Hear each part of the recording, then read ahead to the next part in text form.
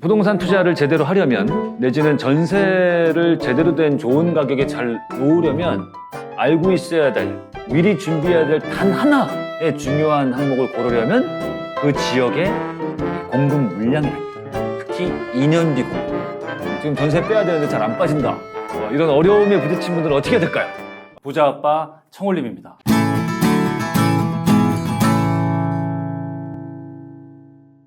여러분 안녕하세요. 청울림입니다. 오늘은 오랜만에 부동산 이야기 좀 해봅시다.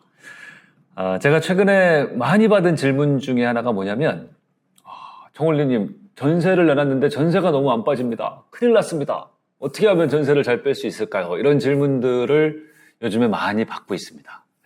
근데 사실 이게 뭐 비단 요즘만의 문제는 아니고 저는 이런 질문을 항상 받아왔어요. 전세가 너무 안 빠집니다. 왜 안 빠질까요? 큰일 났습니다. 이런 이제 고민들. 주로 투자자분들이 많이 이런 이야기를 하는데요.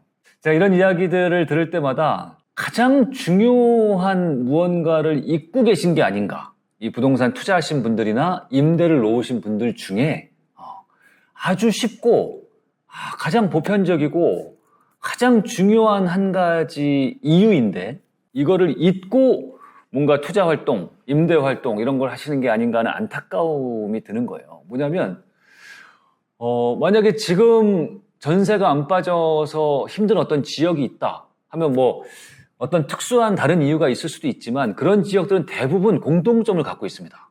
전세가 잘 안 빠지고 전세 가격이 하락하는 지역들은 대부분 어떤 하나의 공통점을 갖고 있어요. 그 제일 중요한 공통점이 뭘까요? 딱 하나예요. 하나. 뭐냐면 그 지역의 수요보다 공급이 많다라는 거예요. 공급이 많다. 이 전세 시장은 100% 실수요 시장입니다. 어떤 투자 수요, 가수요가 없는 시장이기 때문에 100% 이 수요와 공급의 논리에 의해서 가격이 결정돼요. 근데 지금 전세 가격이 내려가고 있다. 이 얘기 뭐냐면 그 지역의 전세 수요보다 전세 공급이 많다는 얘기예요. 전세 공급이 많다는 얘기가 뭡니까? 아파트로 치면 뭐겠어요? 당연히 그 지역에 새 아파트가 너무 많이 들어서고 있다. 이 얘기예요.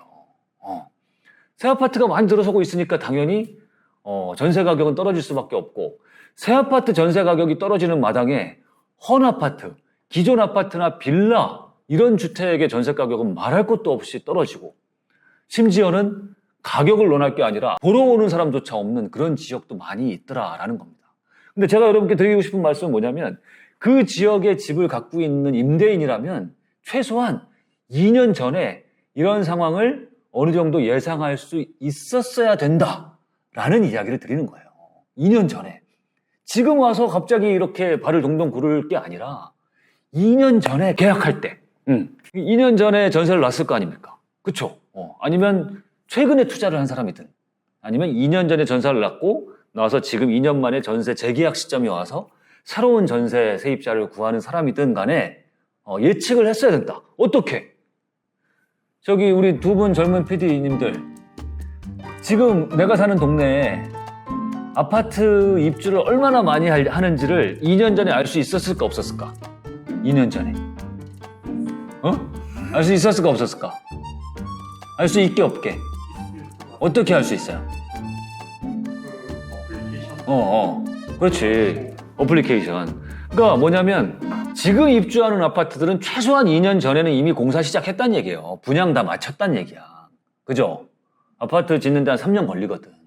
근데 분양한 데이터는 우리가 되게 쉽게 찾을 수 있어요. 이 지역에 한마디로 2년 후에 얼마나 많은 아파트가 입주하는지 뭐 아닌지는 요즘 이 몇 번만 클릭해도 다 알 수 있다. 그러니 이걸 이제 와서 여기 입주 물량이 너무 많아서 전세가 너무 안 나간다라고 얘기하는 거는 어떻게 보면 좋은 투자자, 훌륭한 임대인의 모습이라고는 볼 수 없다는 얘기입니다. 제가 냉정하게 얘기하면. 부동산 투자를 제대로 하려면 내지는 전세를 제대로 된 좋은 가격에 잘 놓으려면 알고 있어야 될, 미리 준비해야 될 단 하나의 중요한 항목을 고르려면 그 지역의 공급 물량이라는 얘기예요. 특히 2년 뒤 공급 물량. 그걸 알고 미리 2년 전부터 대처를 해야 된다는 얘기예요.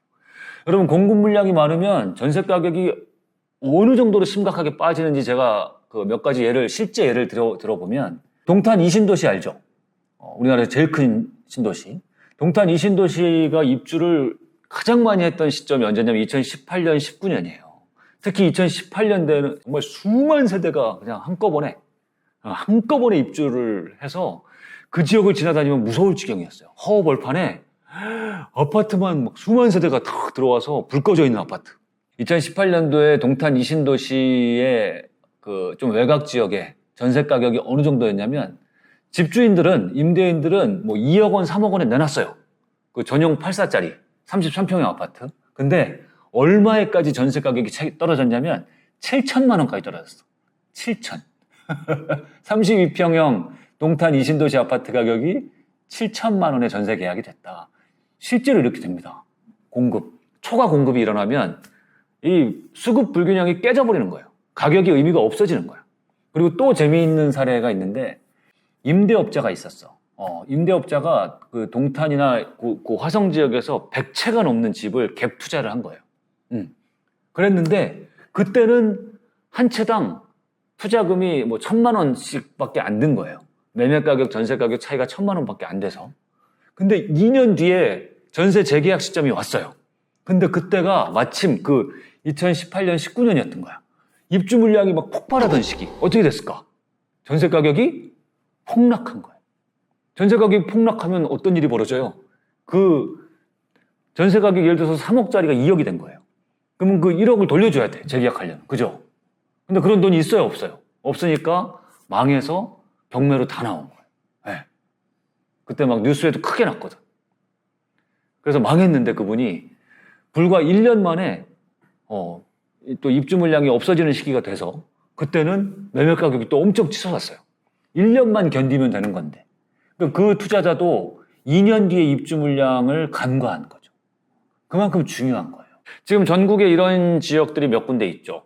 경기도 수원이라든지 인천이라든지 특히 대구 이런 지역들은 지금 원래 평균적인 아파트 입주 물량보다 굉장히 초과해서 많은 새 아파트가 입주를 하고 있어서 전세 가격이 매우 많이 낮아지고 있고 대구 같은 지역은 가격이 문제가 아니라 가격 1, 2억 빠진 거는 뭐 예산일이고 아예 전세를 내놓은 지 지금 뭐 6개월 됐는데 아무도 집을 보러 오지 않는다.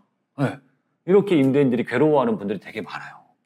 근데 사실 이게 지금 와서 이렇게 어려워할 일이 아니라 좀 공부를 해본 사람들이라면 언제? 최소한 2년 전에는 예측을 할 수 있었어야 된다는 얘기예요. 그러면 예측을 하면은 어떤 행동을 할 수 있느냐?